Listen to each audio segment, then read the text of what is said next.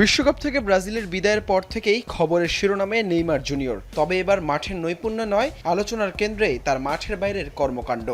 জাতীয় দলের এমন ভরাডুবির পর নেইমারের পোকার খেলতে যাওয়া নিয়ে শুরু হয় তীব্র সমালোচনা। এমনকি নিজ ক্লাব সান্তোসের গুরুত্বপূর্ণ ম্যাচ চলাকালেও তাকে স্টেডিয়ামে না গিয়ে পোকার টেবিলে বুঁদ হয়ে থাকতে দেখা যায়। অধিনায়ক হয়েও জুয়া খেলায় মগ্ন থাকায় স্বভাবতই সমর্থকদের ক্ষোভের মুখে পড়েন এই ফরোয়ার্ড। তবে এবার মুখ খুললেন এই তারকা। সকালে প্রথম অনুশীলন সেশন সফলভাবে শেষ করে বিকেলে দ্বিতীয় সেশনের প্রস্তুতি নেওয়ার সময় সংবাদ মাধ্যমের মুখোমুখি হন তিনি। সেখানেই নিজের অবস্থান পরিষ্কার করেন নেইমার।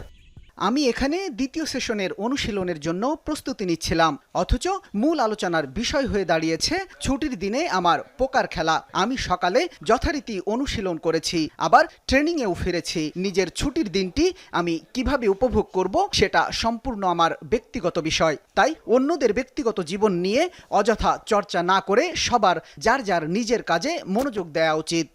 কোপা সুদামেরিকানার রাউন্ড অফ 16-এ ওঠার লড়াইয়ে গুরুত্বপূর্ণ প্লে অফের ম্যাচে ভেনেজুয়েলার club university central of Venezuela এর মুখোমুখি হয়েছিল সান্তোস। তবে ম্যাচের প্রথম লেগ খেলতে সান্তোস ভেনেজুয়েলায় সফর করলেও দলের সঙ্গে যাননি এই তারকা ফরোয়ার্ড। হাসান আল মারুফ, যমুনা স্পোর্টস।